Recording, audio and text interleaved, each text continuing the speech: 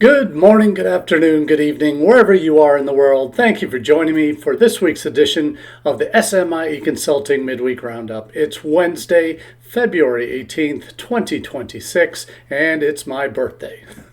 And special prize for any of you who can guess how old I am. But thank you very much for joining me, and it's a great pleasure to be with you this week. Just back from 8 days in Jordan, meeting with our prospective students and our partners in the country to find out what's happening on the ground there and what the mood is among students and the questions that they have about visas. We'll talk about all of that in conjunction with some of the topics we're going to mention today, particularly number one. But today is a day like every other Wednesday when I'm back in the home office, where I can talk about the kinds of issues that are I've seen in the news. Certainly for those of you who are familiar with our newsletter, all the SMIE news that's fit to share, that comes out on Mondays.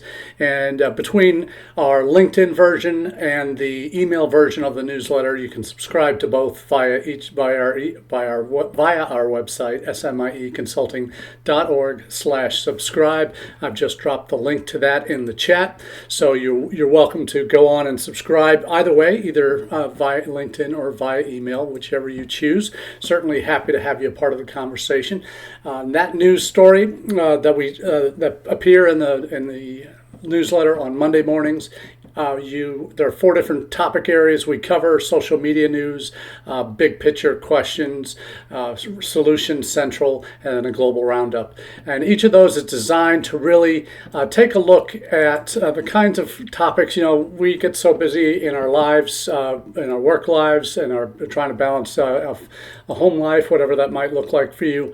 We oftentimes don't have time to process all the news that we're hearing about, bits and pieces. We see a post on the Facebook group for ISSS United.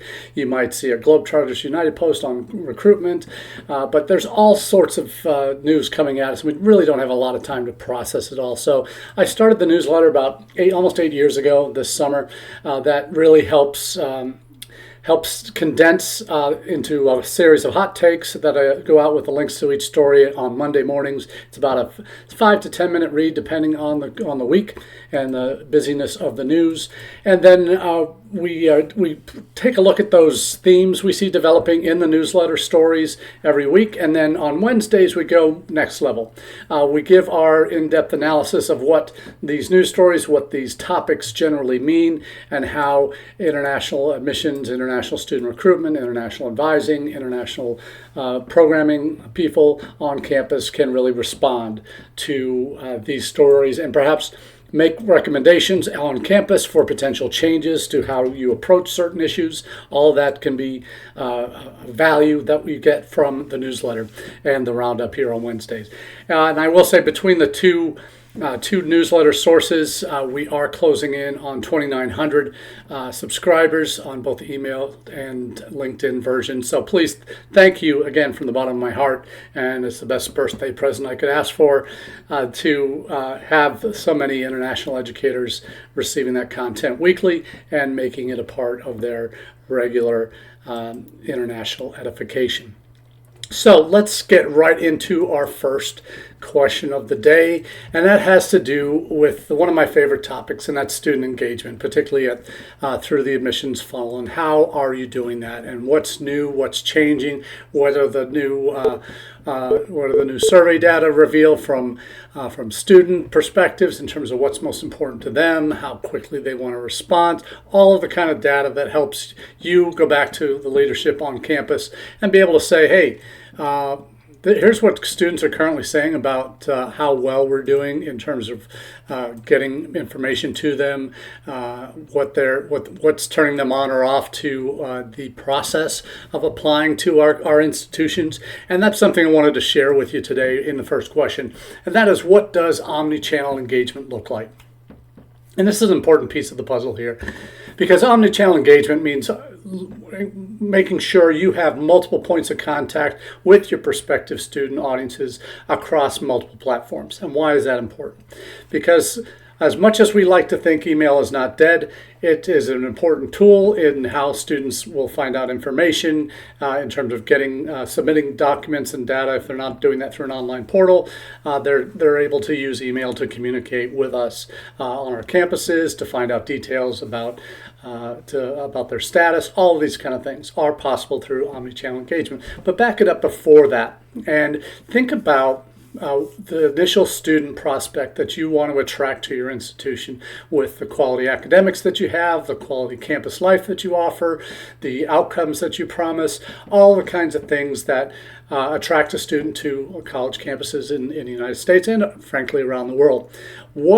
How you communicate that is of great value. And I've always said from the earliest days of social media, there are some general rules that all of us need to follow. And the first is live where your audience lives. And having a presence on the platforms where your students spend the majority of their time engaging in activities related to the higher ed search, the college search for finding that place that's going to be their home for the next 4 years as an undergrad, 2 years plus as a graduate student.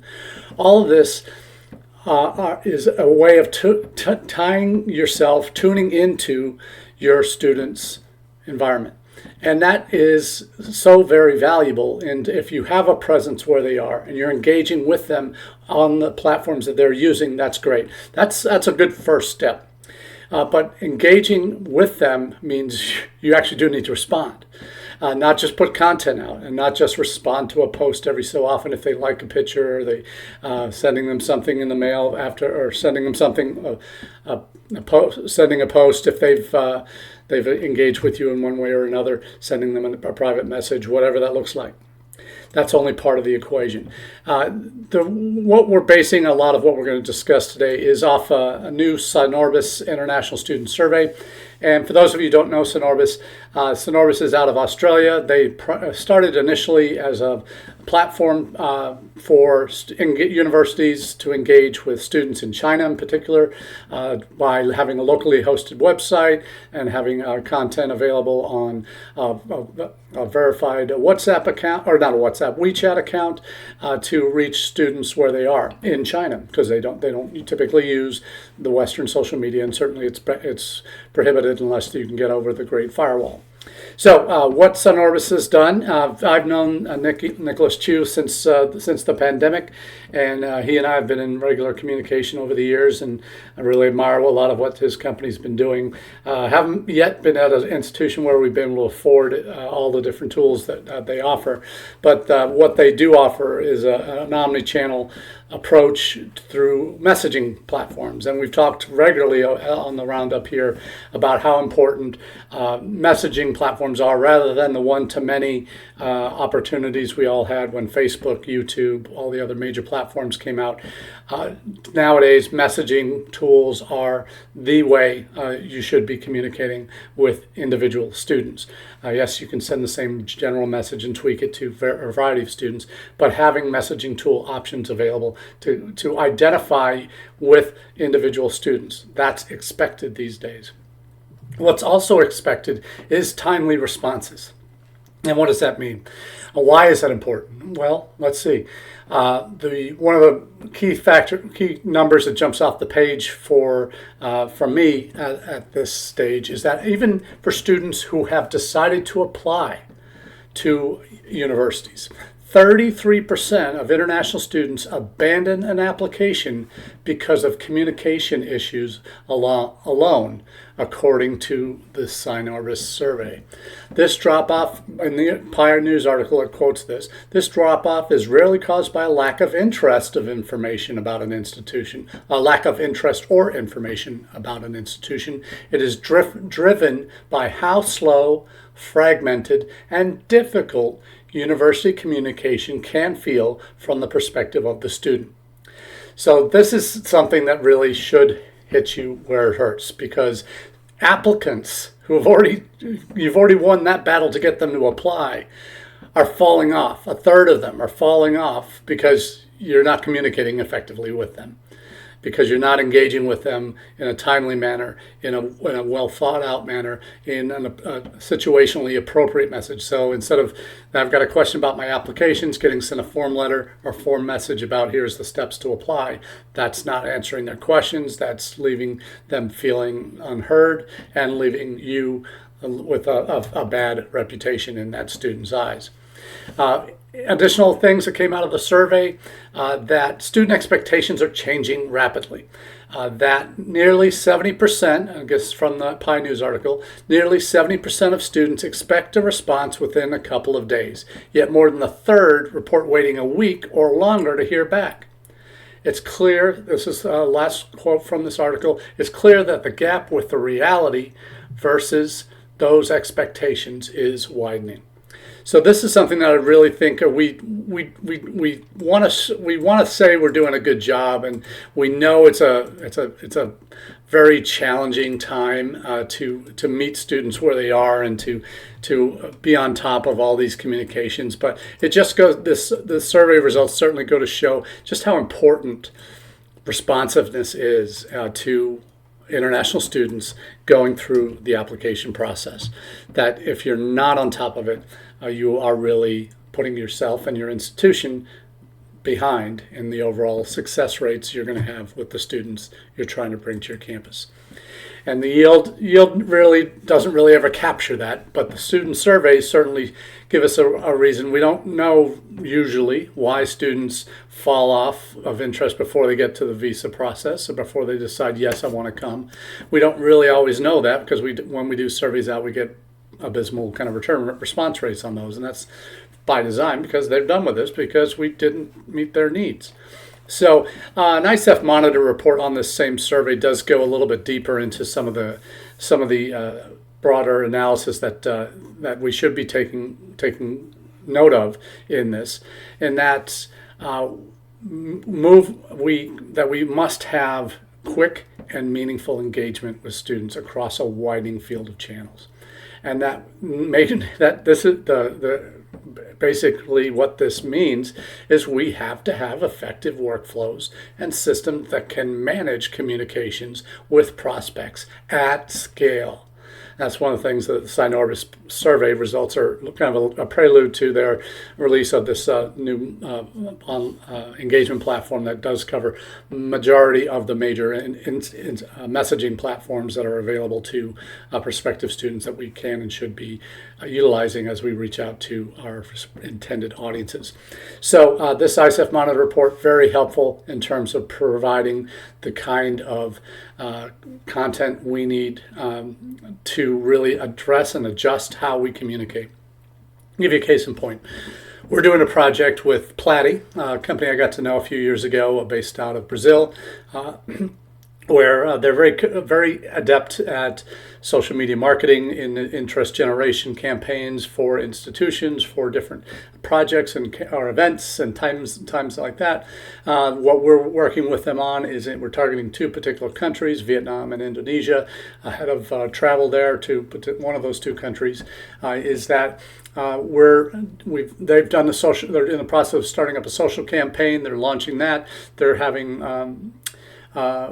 landing pages for students to find out about us. They're going to be redirecting students to and getting them signed up for an online portal that we have, an online community that we've set up. That's kind of a way to connect current students with future students. There is something with that platform that after they fill out that initial inquiry, they're followed up with through an AI calling agent, and that's meeting them where they are and doing that within minutes of them filling out that survey form, expressing interest in the university. These AI agents will call the students, will WhatsApp message or Zalo talk the students based on their mobile numbers. That there will be an engagement attempts, 2 or 3 or 4 attempts to reach that student to get them to answer a few more questions that help qualify them a little bit further as a lead as a lead for the university. Once they have those qualified, we are putting them in touch in those two countries with an on the ground talent team member from InUni, our global recruitment partner, that will then reach out to them.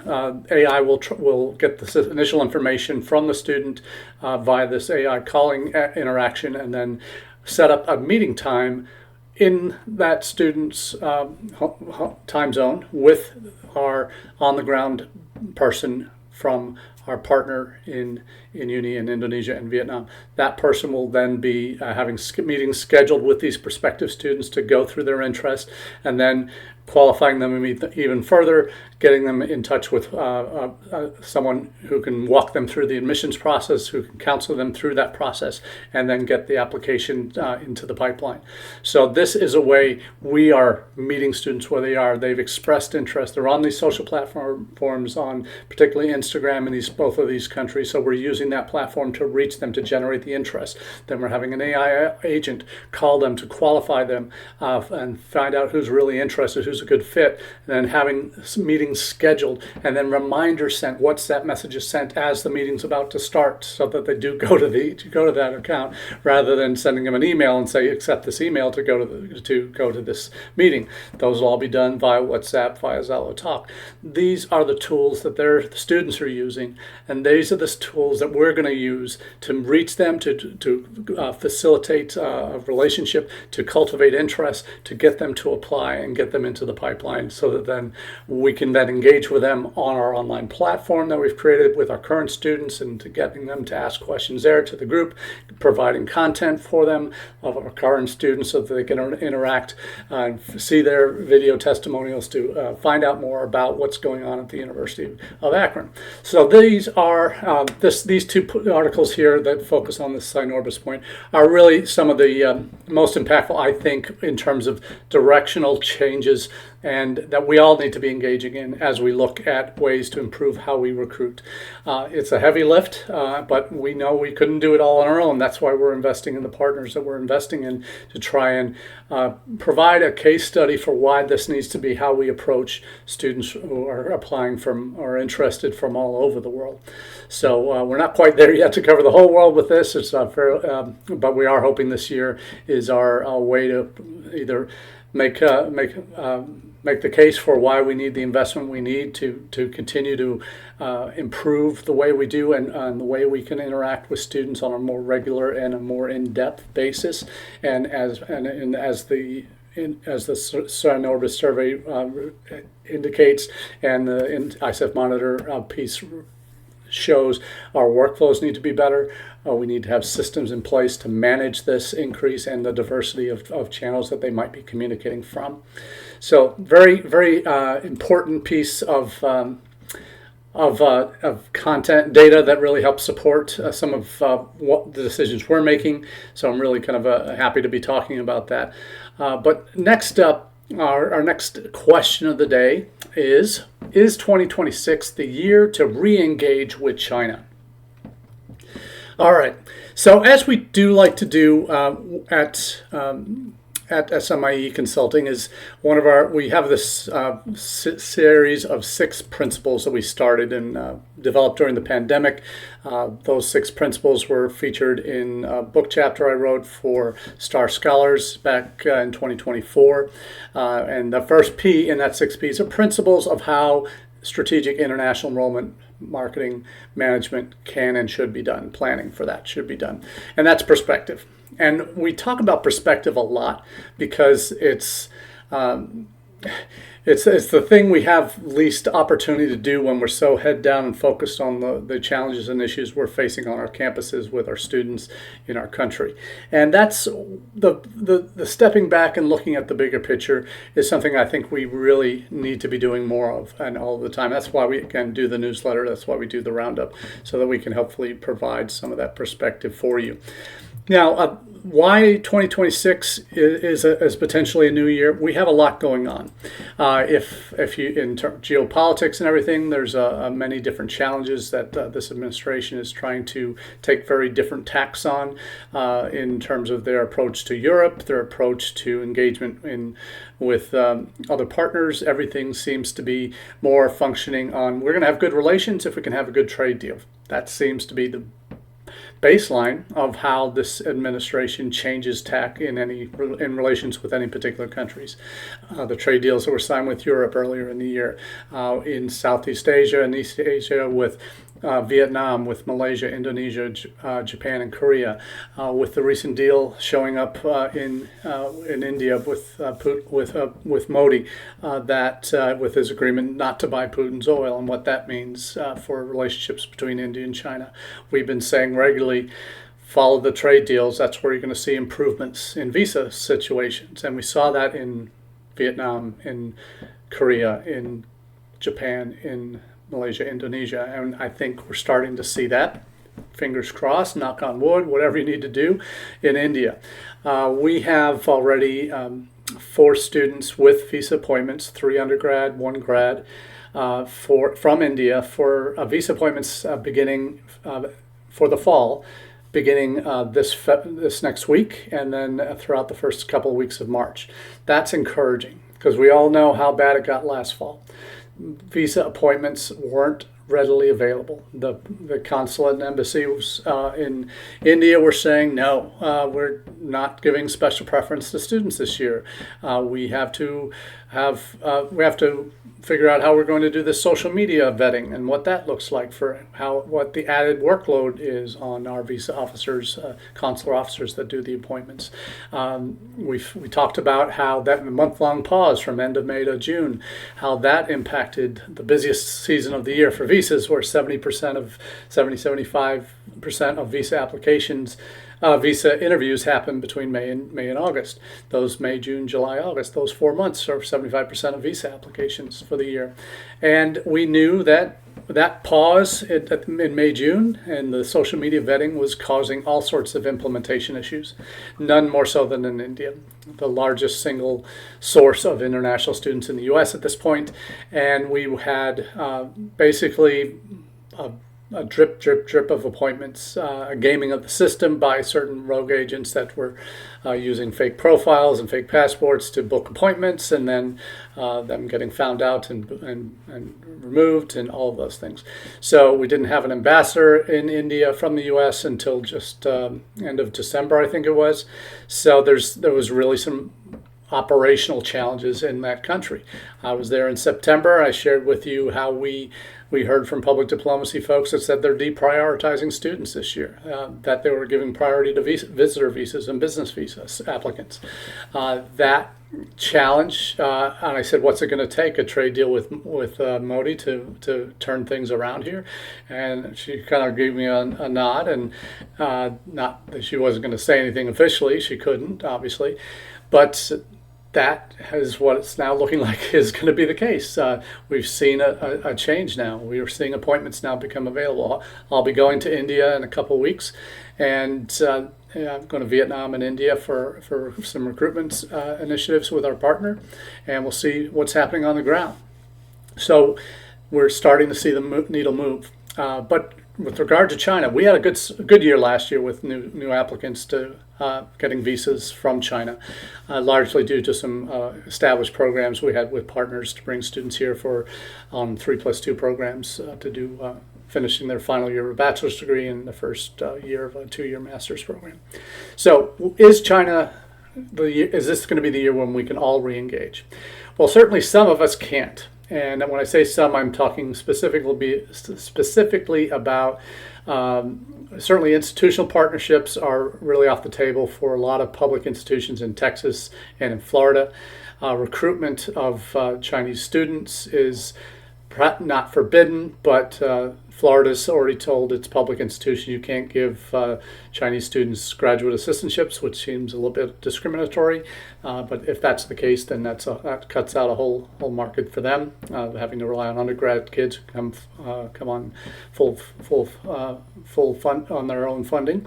You've seen one university in Indiana, Purdue, basically some of its faculty revolting and saying, no, we're not going to admit Chinese students anymore because of fears of espionage and them stealing technology due to their work with different research projects. So export control offices are certainly getting the work out when it comes to China and any kind of new new proposals for research. But certainly, we've had some challenges in Ohio. Our state Senate passed a bill, SB1, last year, and signed by the governor, that required all new partnerships to be vetted and signed off on by the chancellor's office, and that puts a lot of pressure on individual institutions to make sure that they've done their due diligence before that gets submitted. And we made the decision that we had a change in personnel and didn't have anybody in that could slip right in to handle that export control role. In terms of engagement, we're beginning to put those pieces together. So, and particularly for China, that's something that is not an optional thing anymore. It's always export control is always a due diligence thing that institutions have to do. But with China, there's extra circumspection we need to do with regard to any partnerships we do, any research projects we're engaged with there. So this is something that is, for us in Ohio, it's a little bit more challenging. Not impossible, but we did have a program that we were about to sign for last summer, get the kibosh put on it when this Senate bill passed. Ministry of Tourism in China sent out an announcement: we won't be able to pursue this program with you because the Chinese ministry put out this statement saying, well, we need to avoid Ohio. It's a little bit not safe. We can't guarantee all that. And it was political. It was just a tit for tat thing. But things seem to be warming up, that there are opportunities for re-engagement. And when it comes to T&E, when it comes to educating students here in the U.S., and recruiting more of them directly, those opportunities may be expanding dramatically in the next year. And our friends at Sunrise, another company very active in China, been on the ground for a number of years there, and they mentioned, they have their article titled "The Quiet Thaw: Why 2026 is a Year for U.S. Universities to Return to China for Both Recruitment and Engagement." So why? Do they see reading the tea leaves coming in to this year?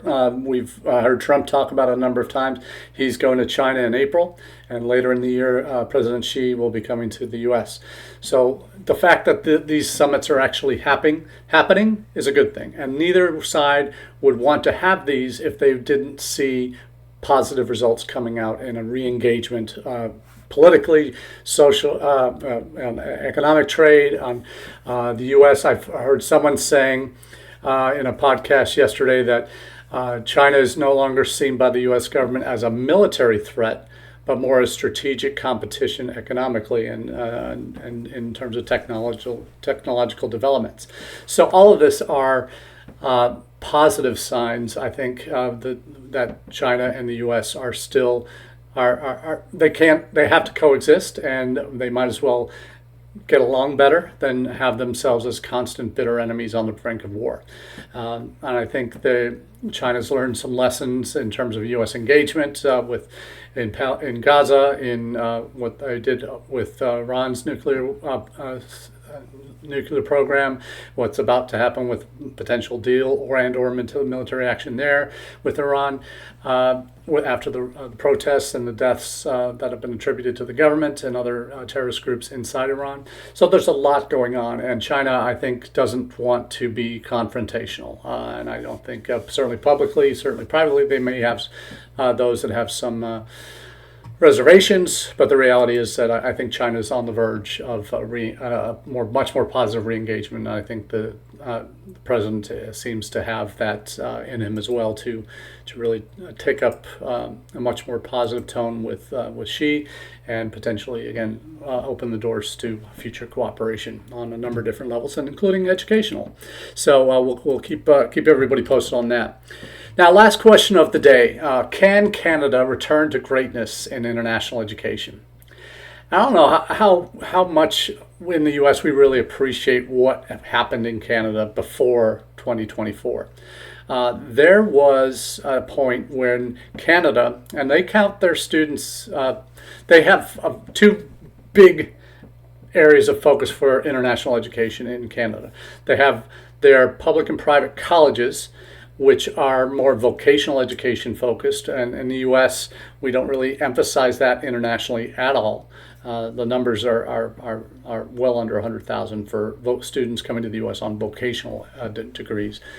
But in Canada, in 2024, there were over 1 million international students in Canada. And we were sitting at about 1.2, 1.3 million at that point. So our northern neighbors, who have 150 universities, 300 universities, 100 universities and 300 public-private colleges, were enrolling almost as many international students as we were. Boggles the mind. How did that happen?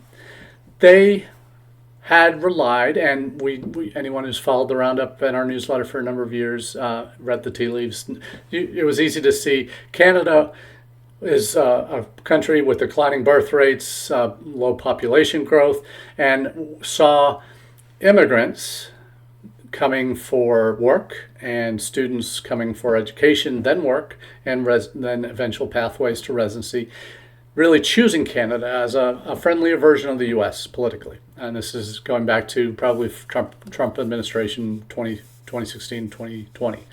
And during that time, the numbers started to take off. And in particular from India, you would see huge numbers of Indians coming into Canada, seeing it as a pathway to work and residency, taking up the opportunity to go to Canada at all costs. There were a number of fraudulent agents that were bringing students from Punjab from India in Punjab to Canada, and then basically selling a false bill of goods, and then them basically leaving them hanging without really the support that they needed once they got to Canada. A lot of times, these public-private partnerships, there was a lot of financial reasons why that these private colleges partnered with these public colleges to attract international students under the guidance of these public reputable colleges around the country. And then these private colleges are where these students would enroll, ended up being 90% international, 90% Indian, and really the quality was terrible, and then they all just fell off. After that, you would have huge housing crises in Vancouver, in Toronto and other major cities, but also in some of the smaller Atlantic provinces where they don't have purpose-built housing, and certainly enough purpose-built housing in the community, let alone on the campus, which most colleges don't have volumes to accommodate the numbers of new international students that were coming in. So Canada, we know in 2024 they imposed for the first time a cap on new study permits that would be issued for that year. We saw numbers begin to tank in 2024, 2025, and again, we're seeing the results of that this year. In that 2-year cycle between 24 and 25, we saw 300,000 fewer international students come to Canada. So that's shocking. The numbers, I should say, come to Canada, the overall numbers dropped from about 1 million to around 700,000. So that's devastating. And 2026, 27, there's still more caps coming. And that number will not increase of new international students. Now, one thing, the positive thing, they're trying to remake themselves in terms of international education. They've changed the way, instead of just open doors to anyone at any level and any program, they have gotten very specific and limited the kinds of programs that international students can come and do that will lead to residency. They can come and do anything, but the ones that can actually lead to work and residency are very limited. So most of the students that would have come previously for that work pathway are now having to change their academic programs or give up on Canada as an option if they don't have the academic chops to make it into the kinds of programs that are in demand. One thing in terms of these new caps that are being put in place for 2026 and 2027, what is not included in these caps are master's candidates. And this is a potential game changer in terms of opening a door for Canada to regain a pipeline of students and maybe the Indian students that used to be coming to the U.S. for master's programs are now going to look at Canada. I don't know if they will, but that's a potential option for those Canadians, for those Indians that used to come for vocational programs with a potential path to work and residency. Now having that closed on them, they're seeing, well, maybe I already do have a bachelor's or even have a master's degree. Maybe I go for one that Canada needs if I have the right matching qualifications, and that's going to be my future. So we'll see if that actually happens. But I certainly think in the articles that we were sharing with you now from ICEF Monitor and from a couple other sources, you're going to see how they're really struggling to retain that global talent that they've had been bringing in record numbers up until 2024. So we'll see if they're able to get over the hump or out of the doldrums rather than get over the hump. Get out of that real crater that they put themselves in, or the government has put themselves in. So we'll see what happens, but there's a long road back. And that there's some of the data that's come out of Canada in terms of how the situation number-wise that they had is just remarkable. So that's all we have for you this week on the Midweek Roundup. Thanks for joining us, and look forward to chatting with you next time. We will be back February 25th for our last roundup of the month, and look forward to chatting with you then. Take care.